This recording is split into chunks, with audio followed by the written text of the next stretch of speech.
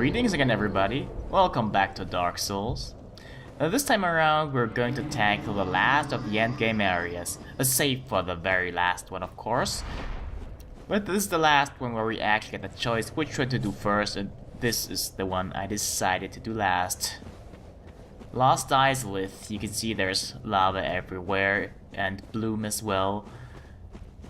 The reason I'm doing this last is I don't like it, and I'm pretty sure no one likes it. It is probably the least fun area and the least well put together area in the entire game. I mean, thematically it's nice, but gameplay wise not so much. And I don't actually mind this first section here so much, even though you can see there's loads and loads of those giant enemies here. The dragon legs. But this is actually kind of sort of a stealth section. You're supposed to follow those routes and the dragon legs won't attack you. Of course, it's easy to fall off the routes. In that case you'll have to find your way on them again. But as long as you don't get too close to the dragon legs, you should be safe. It's not immediately apparent where you have to go, but the routes kind of lead you to where you need to be. Our destination are those ruins over there, that little structure. And yes, as I said, it's easy to fall off, at least if you try to rush it like I do. And this is kind of the spot where you have to aggro one of them. Or rather, you don't have to aggro this particular one, you can just walk past him, but I'm gonna fight him regardless. With ranged attacks, it's not so difficult. In fact, it's pretty easy. But if you go melee, it's hard, unless you have a weapon that deals a lot of damage and is able to kill him in 1 or 2 hits. But yeah, this is the point where we have to run over to that structure over there. And over there, we will have to aggro at least 1 or 2 of those dragon legs. But it's manageable because you're supposed to run through here, at least I think. As I said, this area isn't all that well designed gameplay wise. But this isn't the worst part. In fact, I said I don't mind this part so much. It's a later part that's really boring and tried, and you're gonna hear that, I'm sorry. I'm going to try to focus on the positive as well though. Even if there isn't much, I'm gonna try to find it. One part I do like, or rather, I'm not entirely sure if this is the intended way to do it, but it is possible to get through here without actually having to fight any of those. You see I'm running from them, and up here, this is actually strictly optional. You don't have to go here, but up there, you're completely safe from those dragon legs there. And yeah, as it happens, from up here, you can also just cheese them. This is a really good chance for the Dragon Slayer Greatbow or a Goth's Greatbow to shine, because they do a ton of damage to them. They do a ton of damage to everything, in fact. But hey, even at this range, an arrow from Goth's Greatbow still does 255 damage. And normally they would come towards you, but this one acts kind of a little bit weird. I'm a little confused with that, to be honest. It should come towards us. But hey, there it is. And now both Goth's Greatbow and the Dragon Slayer Greatbow are the same weapon type, so they can use the same kinds of arrows, which is the Dragon Slayer arrows and Goth's arrows. Now here, I'm going to show you a little way to take care of them more quickly. Just aggro more of them at once and make them come towards you. They will jump up and damage each other. In fact, that one just killed 2 of them, because their stomp attack does a lot of damage, even to them. And that's really great. Now, I think after that one, I've killed enough. We don't actually have to kill any of them, but it certainly helps. Now somewhere up here is also a corpse with souls, but I'm not getting it. Instead we're gonna get down here and get what's over there. We briefly saw it earlier behind those roots there, but it's kinda hard to make out because everything's so bright glowing here. But there are in fact 2 white glowies if you just go underneath this root here. What you find there, you might say it's underwhelming, but it's certainly there. I'm gonna give it that. And this is actually, even though it's optional, the last we need to see of this first big lava section. We're back by the second building now. And before we actually head off to the next part, which is kinda difficult to find if you don't know where to look, there's one last thing that we will want to get here. Because right here is a wall. Yeah, it's not actually a wall, and there's a bonfire behind it. Now, right opposite this building, or rather this exit of the building, you will see a toppled cylindric shape, and this is actually where you need to go to make progress. And yeah, you can get there without aggroing any of those dragon legs. Ooh, now the nice part of the area is over. I say nice in air quotes here, but this next part is really just poorly designed. It's really unremarkable. It's not challenging at all, it's not difficult, it's not even bullshit. It's just really unremarkably easy.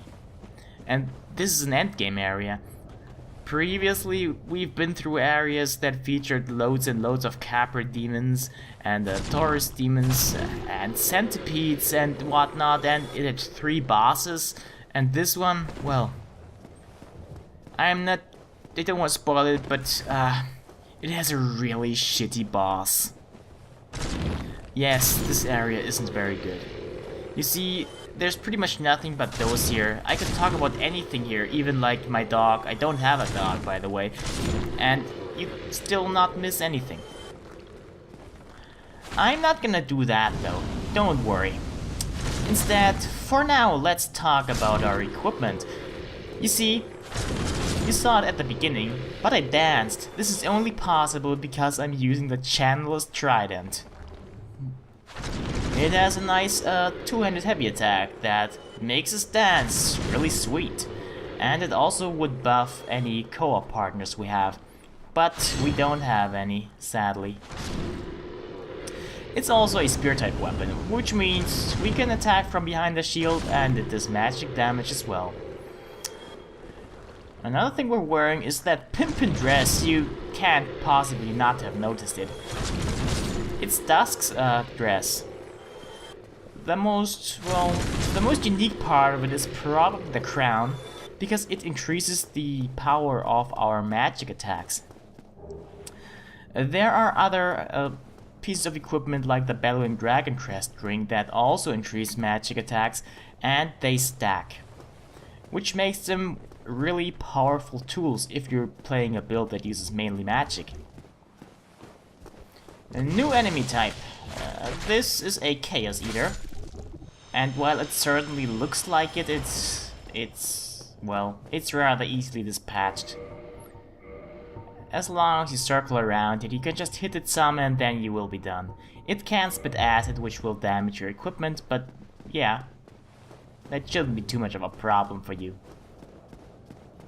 So, while we explore this strictly optional side path with nothing worthwhile at all, why not go a little bit into the lore of this place?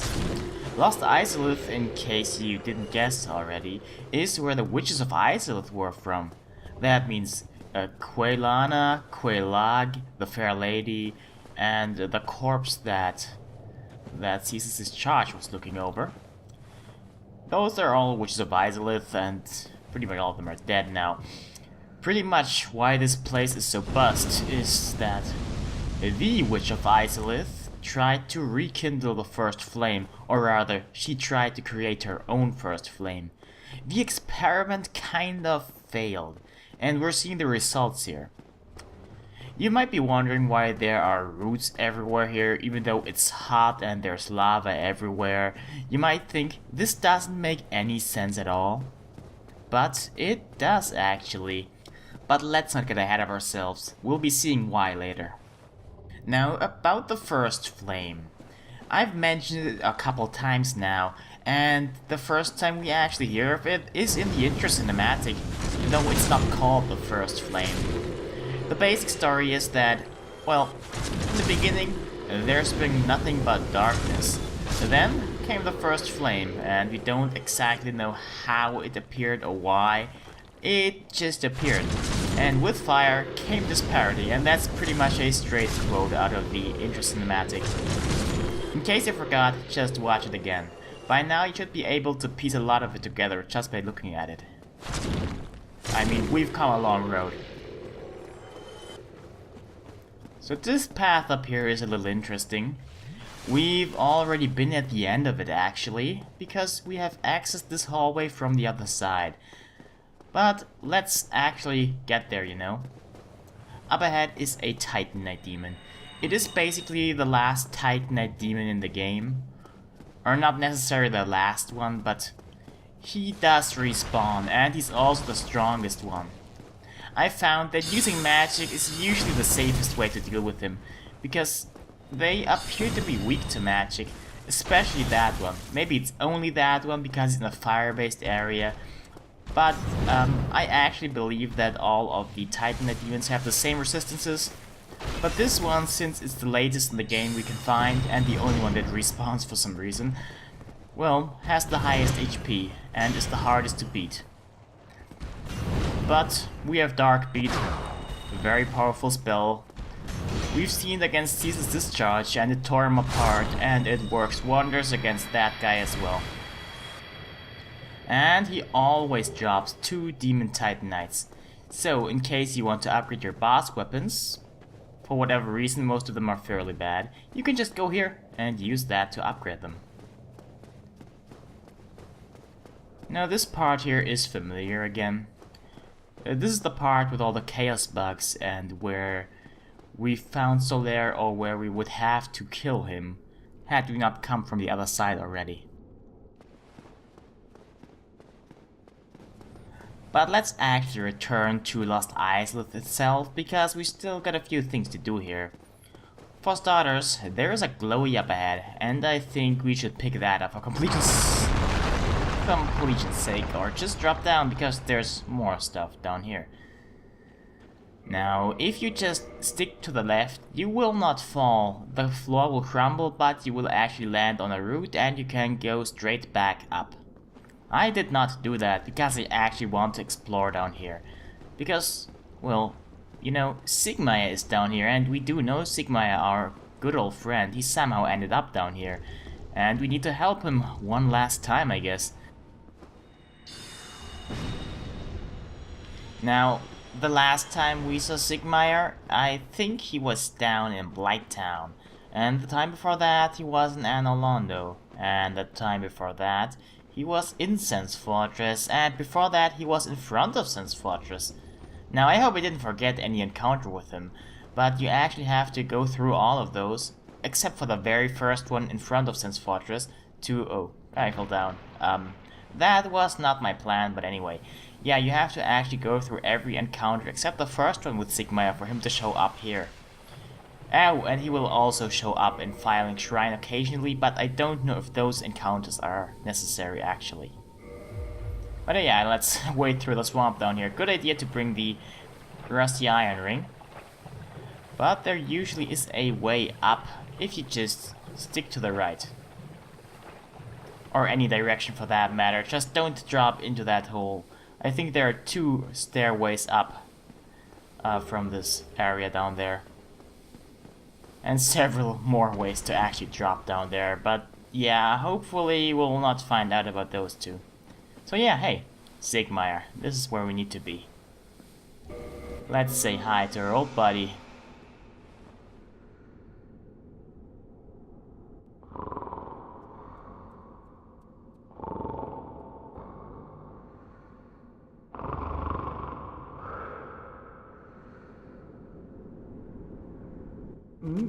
Oh, ho! Excuse me, I was so absorbed in thought I just drifted away. Must be the warmth. Well, what's on your mind? No? Don't tell me? Those monsters making life difficult for you?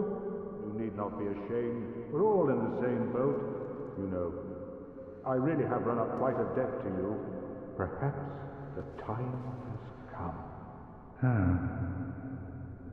Alright, since this is the last encounter with Sigma, our actions here determine his, fate. Yeah, whoops, I fucked up a spell there. I forgot to switch to my catalyst. Yeah, so anyway, our actions here affect the outcome of his quest line. If we want him to live through this, we need to actually kill most of those down there, those Chaos Eaters, but let him land a killing blow on at least one of them. Mostly, you'll just kill all of them except for one, and let him kill that one. But yeah, it also works if you just kill a few and let him take out like 2 or 3 of them. He can usually manage for himself, but he needs to be at more than half of his health after the Chaos Eaters are dead. If he has less than that, he will give us the Speckled Stoneplate Ring, which has all-around resistance for all elements, and will die. And if we kill all of the Chaos Eaters before he gets to fight them, he will also give the Speckled Stoneplate Ring, but survive. Fred, I have an idea. A good one, really. I will rush those dire fiends, and you can slip away in the confusion. Please, Fred. I owe you much more than this. By the honor of the Knights of Katarina, allow me to assist you. And now, I go. Don't be slow.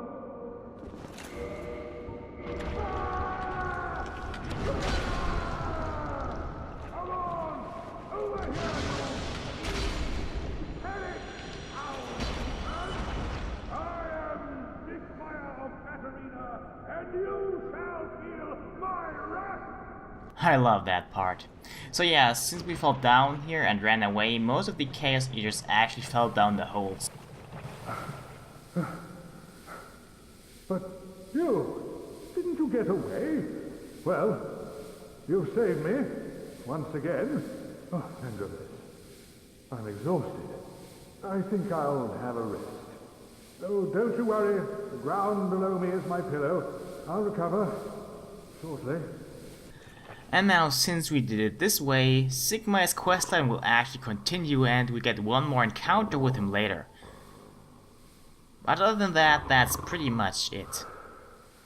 Now, there is a red titanite slab somewhere down here if you just explore the walls. I didn't get it because I don't need it, but it's easy to find, don't worry, so there's no need for me to show it off. But yeah, let's actually get out of here. To get back out, we will of course have to travel up one of those routes. It's not really all that intuitive where you actually have to go to get back out. But yeah, just look for any route and hope it will be the one that leads back up.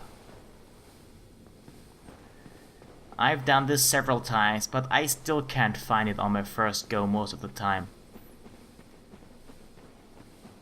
But yeah, this just has to be it. Oh, and by the way, I mentioned that if you stick to the left, you will drop on this route when you go down here first. There is an item there, it will actually drop down. We already picked it up though.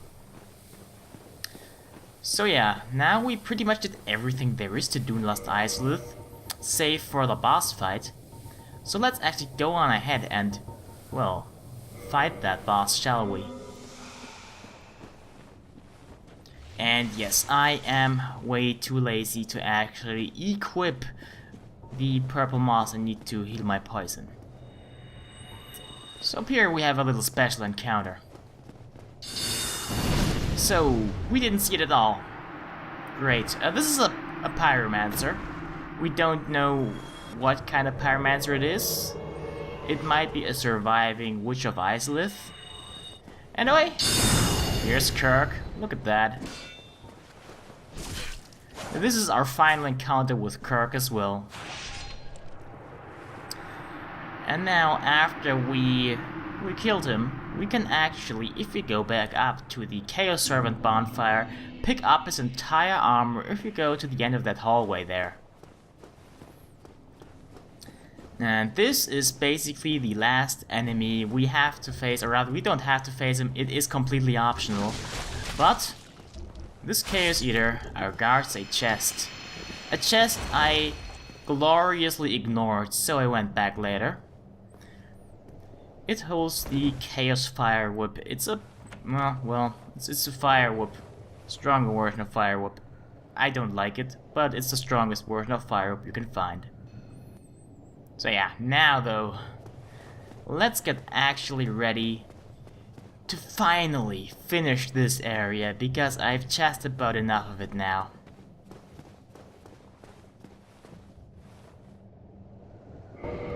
For this upcoming boss fight, your choice of equipment doesn't really matter as long as you bring a bow and any kind of melee weapon and light enough armor so you can actually, you know, have the fast roll. And hey, a good shield also helps with high stability. But yeah, let's slide down. This honestly is the most fun part of this boss fight. I alluded to it earlier, but this boss fight blows completely. And I hope you will be able to see why. So far so good. This seems like it could be fun. Really interesting design. This is actually what became of the Witch of Izalith. She turned into a giant tree, and this is why we see roots everywhere here. This is what her experiment of creating another first flame did to her. So, yeah. I'm not gonna try around much, because I do know we can't actually harm her from the front. The Bed of Chaos, that is. So I should refer to it by it, maybe. So we need to go here, and we'll find a glowing root of sorts.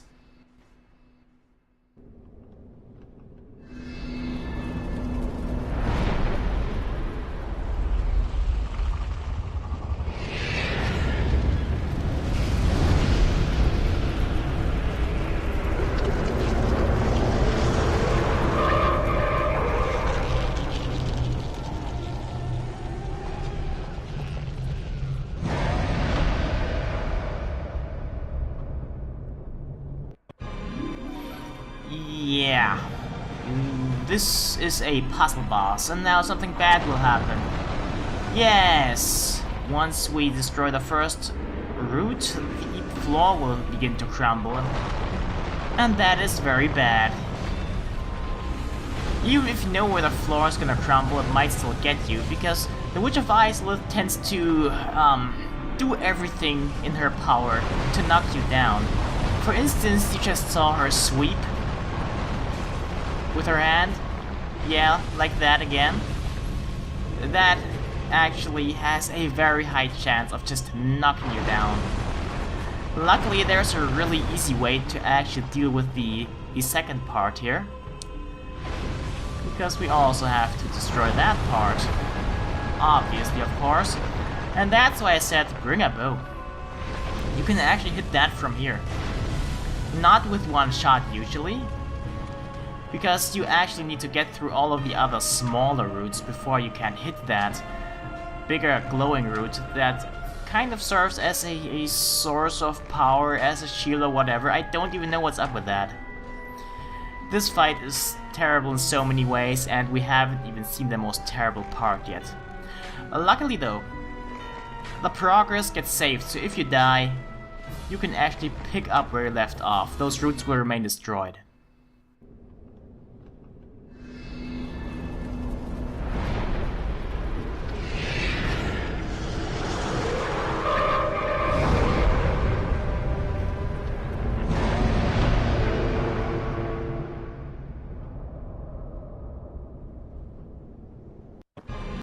And now the bullshit part of the fight begins. Wow, now the bullshit starts to say. Well, yeah, it does actually. She can now create fire pillars. And unless you stand in exactly the right spot, it will hit you. I might make this look pretty easy, but that's only because I know exactly what to do. Right here you basically have to wait for her to, well, attack with both of her hands, and then you have to run in. And be careful. Be careful. Be patient. And don't draft things. You can pretty much only win this fight on your first try if you know exactly what you need to do. Because you had a floor crumble, there's a root down there, good enough. But first you have to figure out that you have to actually drop on there. And then go in there all the way down. The developers pretty much admitted that this boss was rushed. And that's the actual boss. It has 1 HP. So let's actually, before we burn to death, take care of it.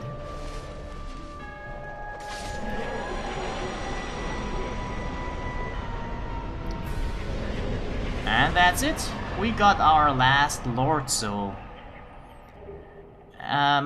Yeah, I really don't like this boss at all. It's kind of a taint on an otherwise really great game. Even though there are other parts I'm not that fond of, this just really doesn't work. But yeah, still I hope you enjoyed this video. And of course I hope to see you again next time. Goodbye.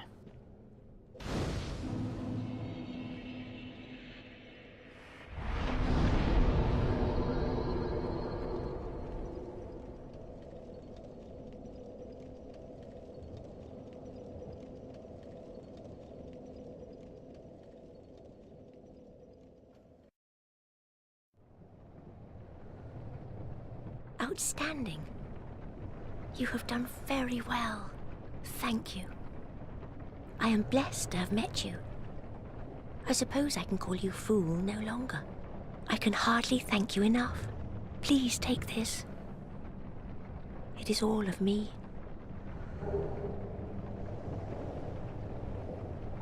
Thank you.